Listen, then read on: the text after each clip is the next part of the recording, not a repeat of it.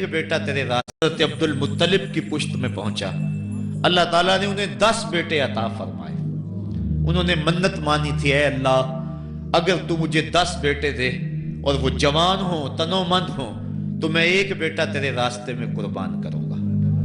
जब हजरत अब्दुल्ला जो कि हजरत अब्दुल मुत्तलिब के छोटे फर्जंद थे, उनकी उम्र 18 साल हुई तो हजरत अब्दुल मुत्तलिब को अपनी मन्नत याद आई। उन्होंने अपने 10 बेटों को बुलाया, कहा बेटा मैंने काबा के रब से ये वादा किया है कि अल्लाह मुझे अगर 10 बेटे देगा तो मैं एक बेटा अल्लाह की राह में कुर्बान करूंगा। अब तुम बताओ तुम्हारी राय क्या है। कहानी हरम की फिर दोबारा दोहराई जा रही है। कहा राय बताओ।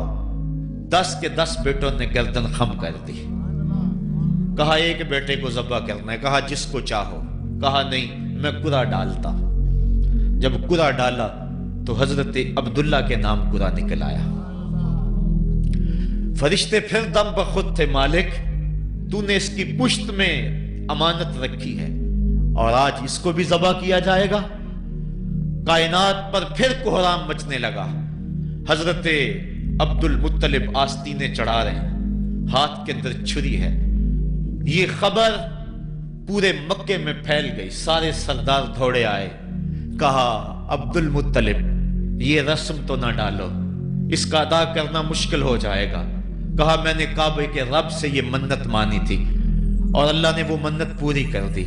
अब मैं तो जब कुरा निकाला तो मेरे इस फर्जंद के नाम कुरा निकल आया। मैं उस मन्नत को हर सूरत में पूरा करूंगा।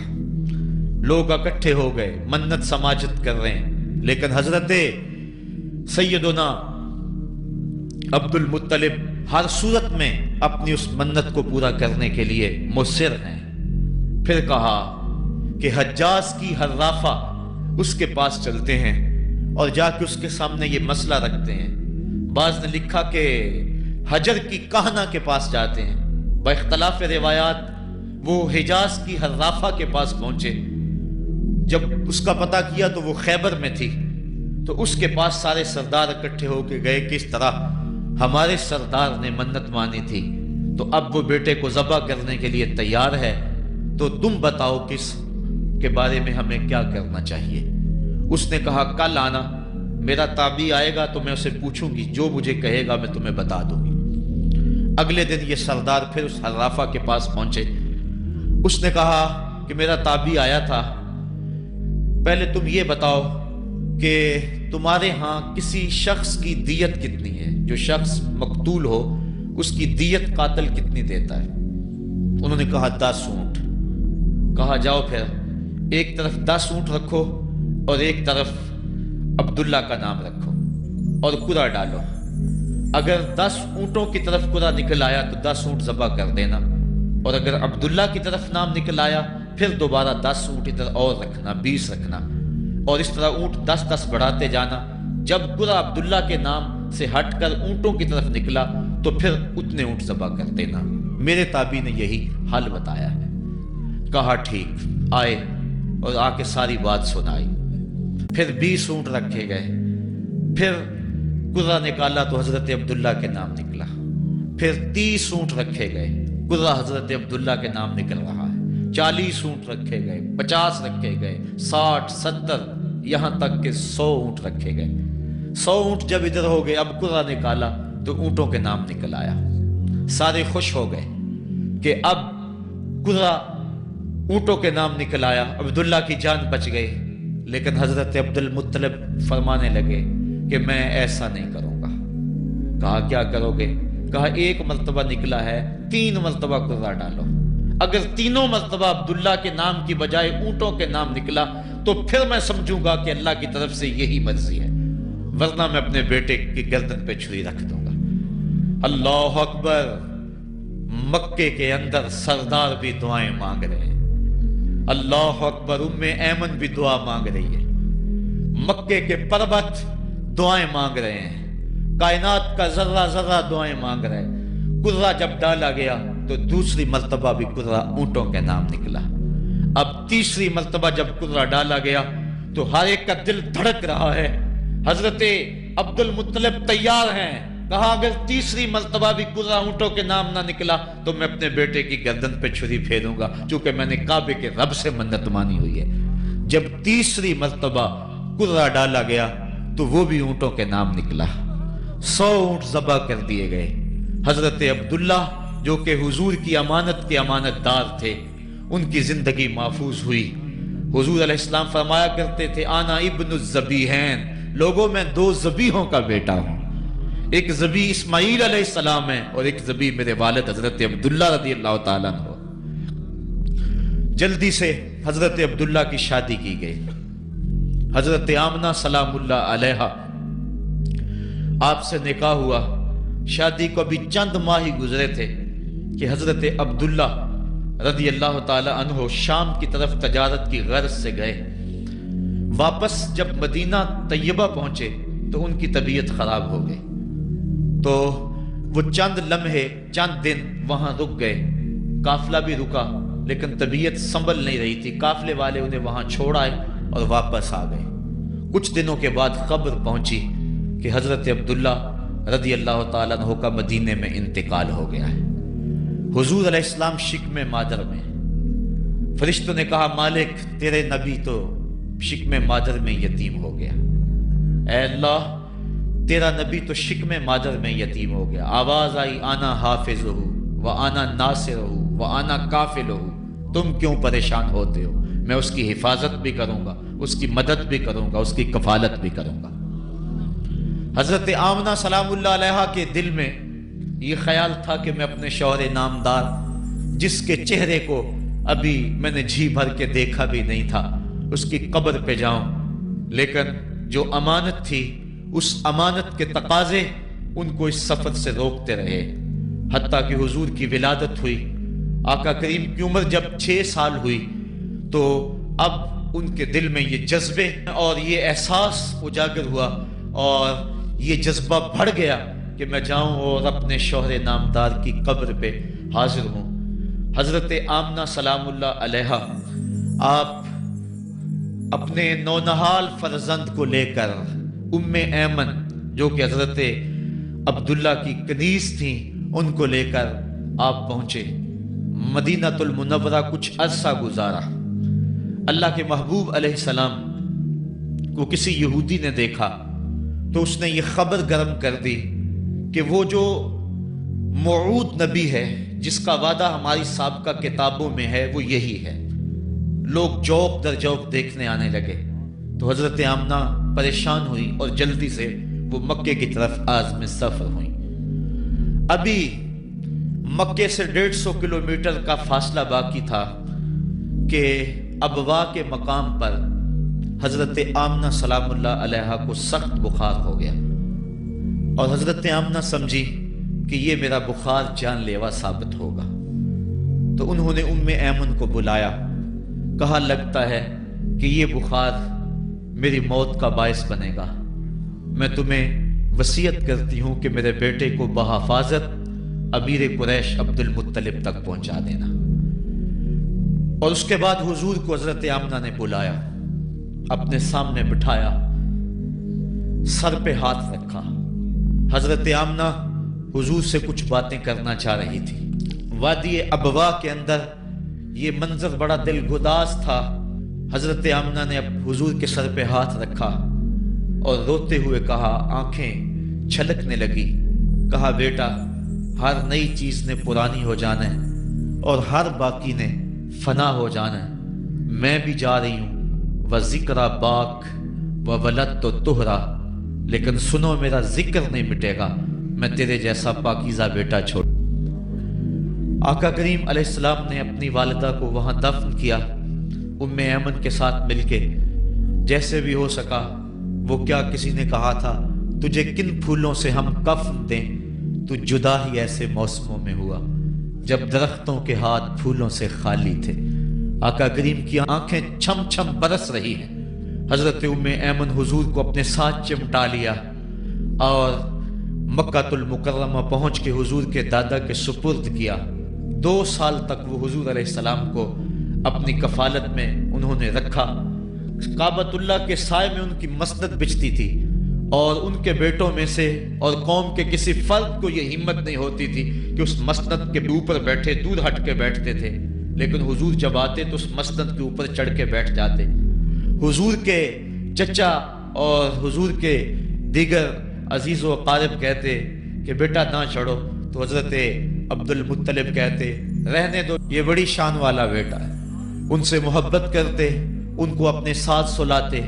8 سال کی حضور کی عمر ہوئی کہ امیر قریش کا بھی انتقال ہو گیا۔ ابن حشام نے لکھا ہے کہ جب امیر قریش کا انتقال ہوا تو سوگ میں مکے کے بازار بند ہو گئے، پورا شہر جنازے میں امٹ آیا، لیکن 8 سال کا بچہ تھا، بلک بلک کے رو رہا تھا۔ آج وہ سایہ بھی اٹھ گیا۔ پھر چچا کی کفالت میں گئے اور انہوں نے جس انداز سے کفالت کی اور محبتوں کا ثبوت دیا وہ الفتوں کی ایک لمبی داستان ہے۔ 40 سال کی عمر ہوئی تو اللہ تعالیٰ نے حضور علیہ السلام کو نبوت کی ذمہ داریوں کے اعلان اور لوگوں تک پیغام حق کے ابلاغ کا حکم دیا۔ آقا کریم علیہ السلام جب پیغام حق لے کر میدان میں آئے تو گلی کوچوں اور بازاروں کے اندر مخالفتیں، نکتہ چینیاں، ناموافق حالات کے جکڑ اور مخالفتوں کی آندیاں چلنے لگیں۔ ابھی آپ سن رہے تھے کہ حضرت بلال حبشی کے ساتھ کیا سلوک کیا جاتا رہا، کس انداز کے ساتھ ان کے سینے پہ پتھر رکھ دیا جاتا۔ حضرت خباب بن ارد کے ساتھ کون سا سلوک کیا جاتا رہا، کون کون سے دکھ تھے جو روانہ رکھے گئے۔ حضرت زنیرہ ان کے گلے کے اندر کوڑا ڈال کر کوڑے کی رسی کو تاؤ دیے گئے، یہاں تک کہ ان کی آنکھیں باہر آ گئیں اور آنکھوں کی روشنی جاتی رہی۔ ابو جہل بولا اب بلانا اپنے محمد کو جو تیری آنکھوں کی روشنی کو واپس کرے۔ زنیرہ نے ہاتھ پھیلا لیے اور کہا عرش کے رب، میں ان آنکھوں کا نور کیا میرے بدن کے ٹکڑے ٹکڑے ہو جاتے، کبھی بھی تیرے سے زندگی نہ مانگتی، لیکن اب تیرے نبی کی عزت کا سوال ہے، میری آنکھوں کی روشنی واپس کر دے۔ روایات میں آتا ہے کہ اللہ نے حضرت زنیرہ کی آنکھوں کی روشنی واپس کر دی۔ تکلیفیں آئیں، دکھ آئے۔ مکے کے چوک کے اندر حضرت سمیہ کو نیزہ مار کر ابو جہل نے شہید کیا۔ یہ اسلام کی پہلی شہیدہ تھی جن کا خون مکے کے ریگزار کے اندر گرا۔ حضرت یاسر کو شہید کیا گیا۔ یہ حضرت عمار ابن یاسر کے والد تھے اور سمیہ حضرت عمار ابن یاسر کی والدہ ماجدہ تھی۔ حضرت عمار ابن یاسر کو تختہ سیتم پہ رکھا گیا اور انہیں کوڑوں سے ان کی تواضع کی گئی۔ آقا کریم آئے، عمار ابن یاسر دکھوں اور اذیتوں میں سے 2-4 تھے۔ آقا کریم نے سر پہ ہاتھ رکھا اور کہا صبرن آل یاسر، صبرن آل یاسر ان موعدکم الجنہ۔ کہا آل یاسر صبر کرو، آل یاسر صبر کرو، میں تمہیں جنت کا وعدہ دیتا ہوں۔ تکلیفیں آئیں، دکھ سہے۔ اس راستے کے اندر مکے کی گلیوں میں حضور کے ساتھ جو سلوک ہوا کون بھول سکتا ہے۔ کبھی کانٹے بچھ رہے ہیں، کبھی حضور کی راہوں میں گڑھے کھودے جا رہے ہیں، کبھی اوجریاں ڈالی جا رہی ہیں بدن اطہر کے اوپر۔ ابو لہب اپنے گھر کا کوڑا اٹھا کر حضور کی دہلیز پہ ڈال جاتا ہے۔ عقبہ بن ابی معیط حضور کے گلے کے اندر کپڑا ڈال کے اس کو تاؤ دیتا ہے۔ حضور فرماتے ہیں جتنے دکھ اس نے مجھے دیے کسی نے نہیں دیے۔ اذیتوں کی داستانیں رقم ہو رہی ہیں۔ آقا کریم علیہ السلام کے شفیق چچا بھی انتقال کر جاتے ہیں۔ جب گھر آتے تو اپنی زوجہ حضرت خدیجۃ الکبریٰ سے دکھڑے کہتے، وہ بھی انتقال کر جاتی ہیں۔ اس سال کا نام عام الحزن رکھا جاتا ہے، دکھوں کا سال، مصیبتوں کا سال۔ آقا کریم بہت دل برداشتہ ہوئے قوم سے، پھر سوچا چل طائف چلتا ہوں اور طائف والوں کو پیغام حق دیتا ہوں، شاید میری آواز پر وہ لبیک کہہ دیں۔ 1 مہینے کا سفر کر کے حضرت زید بن حارثہ کو ساتھ لے کر طائف پہنچے۔ ان کے 3 سردار تھے، عبد یالیل بن عمر، حبیب بن عمر اور مسعود بن عمر۔ ان کے پاس جا کر پیغام حق دیا، کہا تمہاری بھلائی کا سندیشہ لے کر بڑی دور سے چلا ہوں، میری دعوت کو قبول کر لو، دنیا میں بھی کامیابی، آخرت میں بھی کامرانی تمہارا مقدر ہوگی۔ یہ دعوت پیش کی۔ انہوں نے کہا کہ ہم تمہاری دعوت کو مسترد کرتے ہیں۔ ایک بولا کہ اور کوئی زمانے میں بندہ نہیں تھا جس کو نبوت ملتی، تجھے ملنی تھی، किसी ने कुछ कहा, ताने दिए, दिल दुखाया हुजूर का। आका करीम ने फरमाया, इस फाल तुम मा फाल तुम फक तुम अलैया, तुमने जो मुझसे कहा सो कहा, तुमने जो मेरे साथ सलूक किया वो तुम्हारी मर्जी। इतना मेरे से वादा करो कि ये बात कि मैं तुम्हारे पास आया हूं दावत दीन देने के लिए, तुम्हें पैगाम हक देने के लिए, इसको पोशीदा रखोगे, मख्फी रखोगे, ताकि मक्के वाले मेरे दुश्मन हैं और जब उन्हें पता चला कि ताइफ गए हैं तो वो ताइफ वालों ने भी दावत कबूल नहीं की तो वो तमस्खुर करेंगे, मुझे निशाना तदहीक बना, बल्कि ओबाशों के हाथों में पत्थर दिए। हजरत उम्मुल मोमिनीन सैयदा आयशा सिद्दीका रज़ी अल्लाह ताला अन्हा, महबूब कायनात, कहती हैं कि एक दिन मैंने हुजूर से पूछा कि आका उहुद के दिन से सख्त दिन भी कभी जिंदगी में आप पर आया है? फरमाया, हाँ आयशा, जब ताइफ के बाजारों में तेरी कौम ने मुझे पत्थर मारे थे तो ये दिन उहुद के दिन से भी सख्त था। हुजूर फरमाते हैं, जब मैं ताइफ से बाहर निकला तो उनके हुंडे दो रोया कितारों में खड़े थे, हाथों में पत्थर, और मैं दरमियान से गुजरने लगा तो वो मेरे पांव पे पत्थर मारते, मैं पांव उठा लेता तो दूसरे पांव पे पत्थर मारते, फिर मैं शिद्दत दर्द और एहसास कर्ब से बैठ जाता तो उनके दो गुंडे आगे बढ़ते, मुझे कंधों से पकड़ के उठाते और फिर मुझे पत्थर मारते। फरमाया, है आयशा, ये दिन उहुद के दिन से भी सख्त था जब तेरी कौम ने ताइफ के बाजारों में मुझे पत्थर मारे। आका करीम अलैहिस्सलाम उहुद के अंदर जब हुजूर के चचा शहीद हुए, वो दिन भी तारीख इस्लाम का दर्दनाक दिन है। आका के सर पे पट्टी बंधी हुई थी, आंखों में आंसू थे और बार बार पूछते थे, मा फ़अला अम्मी, मेरे चचा की बात सुनाओ। जब बताया गया हुजूर हजरत हमजा शहीद हो गए तो आका करीम उनकी लाश पे गए, देखा कि उनका पेट चाक है, उनकी नाक काट दी गई है, उनकी जुबान काट दी गई है, उनका दिल निकाल लिया गया है, उनकी आंखों में नेज़े चुभोए गए हैं और उनके कान काट लिए गए हैं। आका करीम की आंखों में अश्क थे और आका करीम, मा फ़अला अम्मी, मेरे चचा का क्या हुआ? आका करीम अपनी जुबान पर ये लफ्ज ला रहे थे। और फिर जब हजरत सफी आई और उनके पास दो कफन के टुकड़े थे, दो कफन के कपड़े थे, जब हजरत अमीर हमजा को कफन दिया जाने लगा, कहा 7 अंसारी की लाश पड़ी हुई है, कहा इन्हें भी कफन दो, मेरा हमजा 2 कपड़ों में और इसे एक कपड़ा भी नसीब ना हो। मुहम्मद अदल करने आया है, इंसाफ करने आया है। अब जब कपड़े फैलाए गए तो एक कपड़ा लंबा था, एक कपड़ा छोटा था। अर्ज की हुजूर, ये जो बड़ा कपड़ा है ये अमीर हमजा रज़ी अल्लाह ताला अन्हु को दे दें और छोटा अंसारी को दे दें। कहा नहीं, मैं इंसाफ करने आया हूं, कुरा डाल लो, किसके हिस्से में कौन सा कपड़ा आता है। और जब कुरा डाला गया तो छोटा कपड़ा हजरत अमीर हमजा के हिस्से में आया और बड़े कपड़े में उस अंसारी सहाबी को कफन दिया गया। अब वो कपड़ा जब हजरत अमीर हमजा का सर ढांपते थे तो पांव नंगे हो जाते, पांव ढांपते तो सर नंगा हो जाता। आका करीम फरमाया, कपड़ा सर की तरफ कर दो और अजखर घास लेकर पांव की तरफ डाल दो।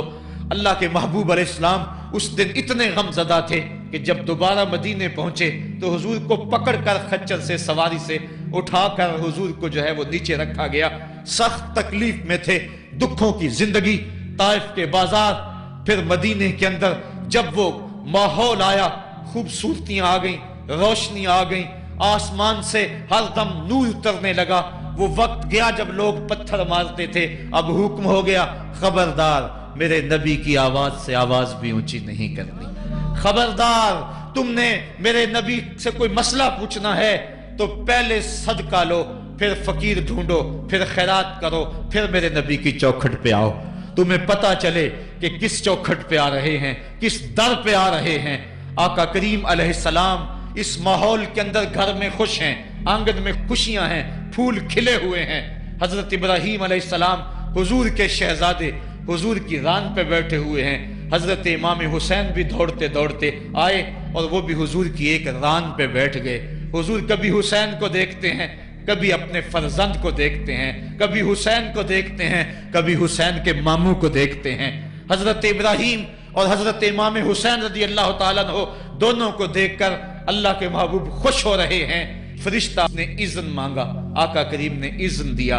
उसने अर्ज की, हुजूर इन दो में से एक का इख्तियार है, एक को एक के बदले में कुर्बानी देना होगी। اب قربانیوں کی وہ حرم سے جو داستان چلی تھی وہ تسلسل ٹوٹنے نہیں پا رہا ہے، وہ تسلسل جاری ہے۔ حضور نے ایک نظر حضرت ابراہیم کو دیکھا، اور پھر ایک نظر حضور نے حضرت امام حسین کو دیکھا، پھر حسین کو پکڑ کے سینے سے لگایا اور کہا میں اپنے اس بیٹے پہ اپنے اس بیٹے کو قربان کر رہا ہوں۔ چند دن کے بعد حضرت ابراہیم کا انتقال ہوا۔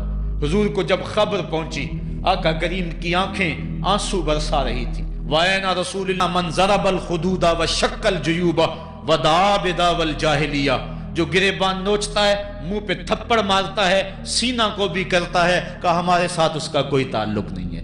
آنکھوں کا غم اور دل کا غم رحمان کی طرف سے ہے، ہاتھوں کا غم اور زبان کا واویلا یہ شیطان کی طرف سے ہے۔ کہا بیٹا آنکھیں رو رہی ہیں، دل غم زدہ ہے، لیکن زبان سے وہی کہوں گا جس سے رب راضی ہوگا۔ اب امام حسین حضور کی گود میں کھیلتے ہیں، کبھی حضور اپنی زبان ان کے منہ میں دے رہے ہیں، کبھی حضور اس کو اپنے کندھوں پہ سوار کرا رہے ہیں۔ کسی صحابی نے کہا کتنی اچھی سواری ملی، کہا سواری دیکھ رہے ہو سوار بھی تو دیکھو۔ کبھی سجدے میں ہیں تو حسین پشت پہ آ کے سوار ہو جاتے ہیں، آقا سجدے کو طول دے رہے ہیں۔ حضرت اسامہ بن زید رضی اللہ تعالیٰ عنہ فرماتے ہیں رات کافی بیت چکی تھی، میں حضور کے در پہ گیا۔ صحابہ حضور کے در پہ چوکھٹ پہ دستک نہیں دیا کرتے تھے، حضور کی چوکھٹ پہ لگ کے بیٹھ جاتے۔ آقا کریم اپنی مرضی سے آتے، صحابہ دکھڑا کہہ لیتے، کہانی کہہ لیتے، جو پوچھنا تھا پوچھ لیتے۔ لیکن اگر کبھی حالت ناگزیر ہوتی، کبھی ایمرجنسی حالات بنتے، تو صحابہ اپنی انگلیوں کے پوروں کے ساتھ حضور کے دروازے پہ دستک دیتے۔ کانت تکرہ ابواب النبی بالاظافر۔ اللہ اکبر۔ حضور تشریف لائے، حضور سے حاجت کہی۔ یہ 14ویں صدی کی مصیبت ہے کہ نبی سے مانگنا نہیں چاہیے۔ اگر نبی سے نہیں مانگنا تو کس سے مانگے؟ اور کون سی چوکھٹ ہے جس در پہ جھولی پھیلائیں؟ کون سا دوارہ ہے جہاں کشکول پھیلا کے کہیں کہ ہماری جھولی بھر دی جائے؟ اور جتنے بھی سہارے ہیں سبک کرتے ہیں۔ عزت نفس بڑھاتا ہے سہارا تیرا، ہر آسرا ذلیل کرتا ہے، نبی کا آسرا بندے کو کھول دیا۔ فائز الحسن والحسین علی وارکہ۔ تو ایک پہلو سے امام حسن لپٹے ہوئے تھے، ایک سے امام حسین لپٹے ہوئے تھے۔ کہا یہ میرے بیٹے ہیں، یہ میری بیٹی کے بیٹے ہیں، اے اللہ میں ان سے پیار کرتا ہوں، تو بھی ان سے پیار کر، اور جو ان سے پیار کرے میرے مالک تو اس سے بھی پیار کر۔ اور ایک دن فرمایا حسین منی وانا من الحسین، لوگو حسین مجھ سے ہے اور میں حسین سے ہوں۔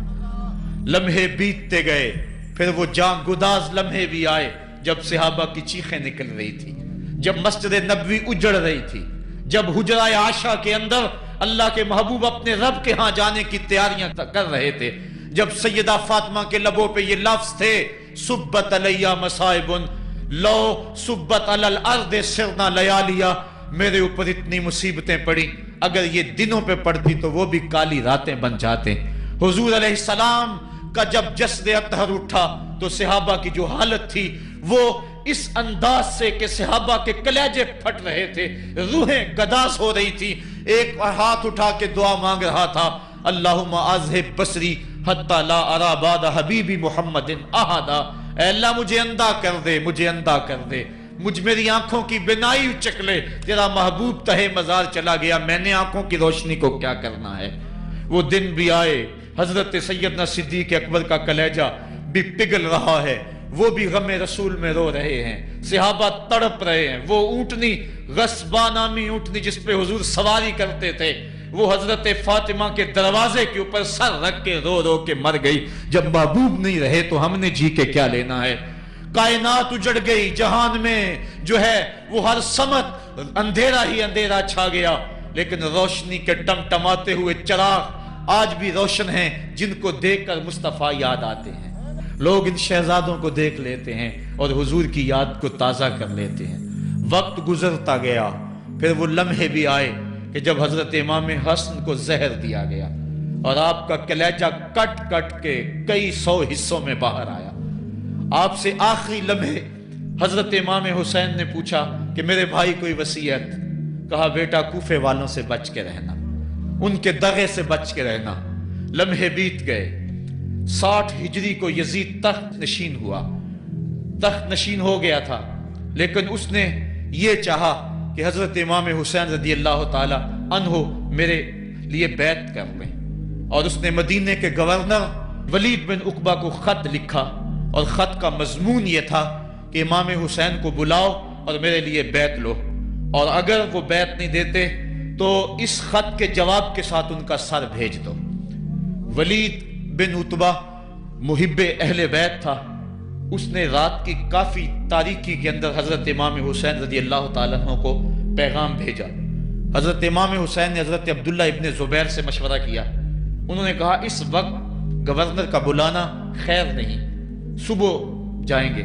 آپ فرمایا نہیں میں بھی جاتا ہوں، کچھ سواروں کو ساتھ لیا، کہا تم باہر کھڑے ہو جانا دارالامارت کے، اگر میں آواز دوں تو تم دوارے پھلانگ کے اندر آ جانا۔ ولید بن عتبہ کے پاس امام حسین پہنچے، ولید بن عتبہ نے کہا ٹھیک ہے۔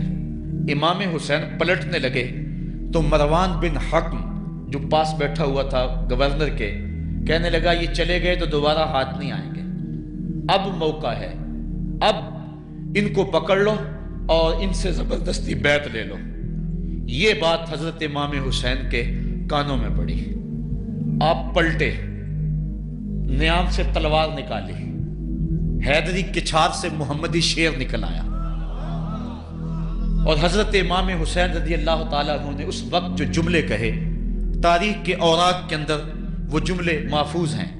حضرت امام حسین نے کہا ایھا الامیر، اے امیر تو جانتا نہیں ہم کون ہیں؟ انا معدن الرسالہ و محبت الوحی و مختلف الملائکہ، میں وہ ہوں جس کے گھر میں جبریل آتا تھا، ہمارے گھر میں وحی اترتی رہی ہے۔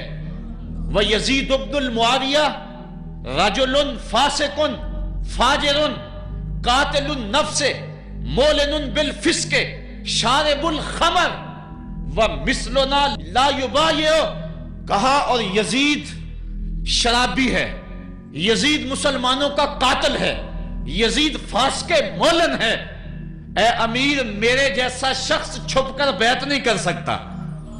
اللہ اکبر۔ حضرت امام حسین نے جب یہ بات کہی، جو باہر لوگ کھڑے تھے وہ بھی چاقو چوبند ہو گئے۔ اس نے کہا حضور آپ جائیے۔ مروان مشورے دیتا رہا، لیکن حضرت امام حسین کو گورنر مدینہ نے کہا کہ آپ جائیے۔ حضرت امام حسین رضی اللہ تعالیٰ عنہ واپس پلٹے۔ حضرت امام حسین کی ہمشیرہ سیدہ زینب انتظار کر رہی تھی بھائی کا۔ پوچھا کیا ماجرا ہے؟ کہا حالات بگڑ گئے، اب ہمارا مدینے میں رہنا محال ہے، صبح سحری سے قبل شہر مدینہ چھوڑ دیں۔ اللہ اکبر، ورنہ ہمارے خون سے نبی کا حرم لالا زار بنے گا۔ حضرت امام حمام رضی اللہ تعالیٰ عنہ نے اہل بیت کی مشاورت سے یہ فیصلہ کر لیا۔ کجاوے کسے جانے لگے، سامان تیار ہو گیا۔ حضرت محمد بن حنفیہ کو کہا کہ تم یہاں رہو اور تم خبر پہنچانا کہ پیچھے کیا ماجرے ہوتے ہیں، اور مکے کی طرف میں سفر کر رہا ہوں۔ کہانی لمبی ہو رہی ہے اور وقت کے دامن میں اتنی گنجائش نہیں ہے کہ پھر کس طرح شہر مدینہ چھوڑا ہوگا۔ حاجی جاتے ہیں 8 دن اور 8 دن کے بعد مدینہ چھوڑتے ہیں۔ ان سے کوئی پوچھو کہ مدینہ چھوڑنا کتنا مشکل ہے۔ وہ کیا کسی حاجی کو لوگ مبارک دے رہے تھے؟ اس نے کہا تھا مبارک دے رہے ہو دوستو حج و زیارت کی، میرا غم بھی تو دیکھو، میں مدینہ چھوڑ آیا ہوں۔ جو 8 دن مدینہ رہتا ہے اس سے مدینہ چھوڑا نہیں جاتا جس کی ولادت مدینے میں ہوئی، جو کھیلتا تھا تو مدینے کی گلیوں میں، جس کے گھر کا دروازہ مسجد نبوی میں کھلتا تھا، اس حسین کو مدینہ چھوڑنا قیامت ہوگی۔ شہر مدینہ چھوڑا، حضرت امام حسین رضی اللہ تعالیٰ عنہ مکہ المکرمہ پہنچے، وہاں رمضان گزرا، حالات وہاں بھی بگڑتے گئے، مسلسل خط آتے رہے کوفے سے۔ کہانی طویل ہے۔ 8 ذوالحج کو حضرت امام حسین رضی اللہ تعالیٰ عنہ کوفے کی طرف عازم سفر ہوئے۔ حضرت عبداللہ ابن عمر، عبداللہ ابن عباس رضی اللہ تعالیٰ عنہما اور دیگر صحابی ہاتھ جوڑ کے کھڑے ہو گئے، بلکہ حضرت عبداللہ ابن عباس نے تو یہاں تک کہہ دیا کہ میں دیکھ رہا ہوں کہ وہاں تمہیں شہید کیا جائے گا، آپ اگر ضرور جاتے ہیں تو ان بچوں کو چھوڑ دیں۔ حضرت امام حسین فرماتے میرے غم گسارو، میرے پیارو، مجھ کو نہ روکو، مجھ کو جانے دو، مجھے نانے کے دی کی ڈوبتی کشتی بچانے دو. میں جاتا ہوں کہ دنیا پر وفا کا نام رہ جائے. میں رہوں نہ رہوں پر عظمت اسلام رہ جائے. میں نہیں جاتا تو نبی کے گھر کی آن جاتی ہے. لوگوں تمہارا دین جاتا ہے, میری غیرت ایمان جاتی ہے. کہا مجھے جانا ہوگا. 8 ذو الحج کو لوگ کعبہ کی طرف آ رہے ہیں اور کعبہ دلہن کی طرح سنورا ہوا ہے. طواف کرنے والوں کا جھرمٹ ہے. حاجی حج کرنے آ رہے ہیں, لیکن حضرت امام حمام کسی اور حج کی تیاری کر رہے ہیں. کسی نے کہا حج تو کر جائیں, اتنی مرتبہ مدینے سے پیدل چل کے آئے اور آج تو مکہ المکرمہ میں موجود ہیں. کہا پیچھے ہٹو, جو حج میں کرنے جا رہا ہوں وہ نوکھا ہوگا, وہ نرالا ہوگا. تم بھی طواف کرو گے, میں بھی طواف کروں گا. تم طواف کعبۃ اللہ کا کرو گے اور میں خیموں کا طواف کروں گا. ایک حج تمہارا ہے, ایک حج میرا ہے. تم بوسے لوگے کس کے حجر اسود کے, میں اپنے فرزند کا منہ چوموں گا. لوگوں ایک طواف تمہارا ہوگا, ایک طواف میرا ہوگا. تم آب زمزم پیو گے, میں پیاسا رہوں گا. اور تم کبھی صفا پہ کبھی مروہ پہ دوڑو گے, میں کبھی علی اکبر کی لاش اٹھانے جاؤں گا, کبھی میں قاسم کی لاش اٹھانے جاؤں گا, کبھی اون و محمد کے تڑپتے ہوئے لاشوں کو اٹھانے جاؤں گا. لوگوں ایک حج تمہارا بھی ہے, ایک حج میرا بھی ہے. جب تم حج کر لو گے تمہاری سائی مکمل ہو جائے گی تو تم سر مڈا کے حرام کھول دو گے, اور جب میری سائی مکمل ہو جائے گی تو میں سر کٹا کے حرام کھول دوں گا. حسین اگر نہ شہید ہوتا تو آج گھر گھر یزید ہوتا. اسلام کی عظمت عیاں نہ ہوتی, خدا کے گھر میں اذان نہ ہوتی. بار الہا نوحہ سناتا پھرتا, تا روز جزا اشک بہاتا پھرتا. امداد نہ کرتے اگر کربلا میں حسین, اسلام تیرا ٹھوکریں کھاتا پھرتا.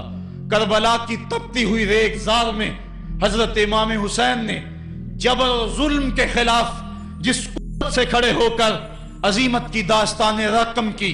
10 محرم کا دن تھا, جمعے کا یوم سعید تھا. بھیچ کربلا کے میدان میں دوپہر کے وقت جب نبی کا خاندان اجڑ رہا تھا, ایک ایک کلی اس چمن کی کٹ رہی تھی. 72 افراد 22,000 کے لشکر جرار کے مقابلے میں کھڑے تھے.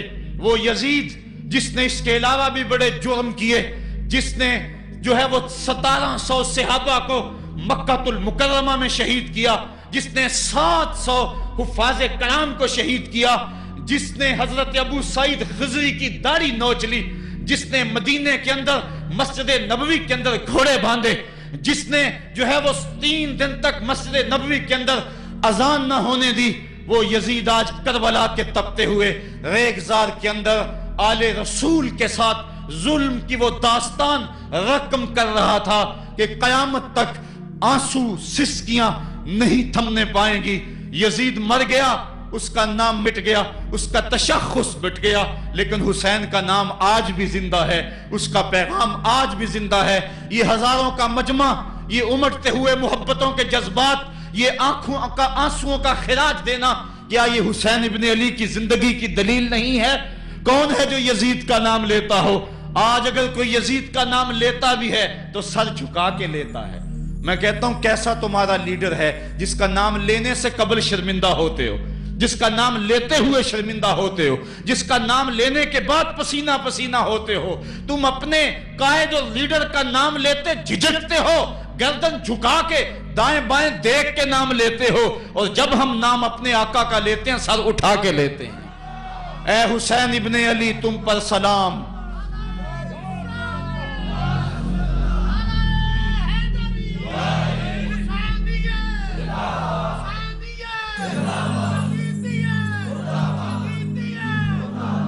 صاحبو, کربلا کا تپتا ہوا منظر ہے, اتنے دکھ آ گئے. حضرت سری سختی رضی اللہ تعالیٰ عنہ فرماتے ہیں کہ اللہ تعالیٰ نے جب کائنات کو بنایا, انسانوں کو تخلیق کیا, تو انسانوں کو پوچھا بتاؤ تم میرے ہوگے؟ سب نے کہا مالک ہم تیرے ہیں. لیکن جب دنیا کو پیدا کیا تو 9 حصے دنیا کی طرف ہو گئے, 1 حصہ اللہ کی طرف رہ گیا. پھر جب عقبہ کو پیدا کیا جو 10واں حصہ تھا, اس میں 9 حصے پھر آخرت کی طرف ہو گئے, جنت دوزخ کے لالچ میں ہو گئے.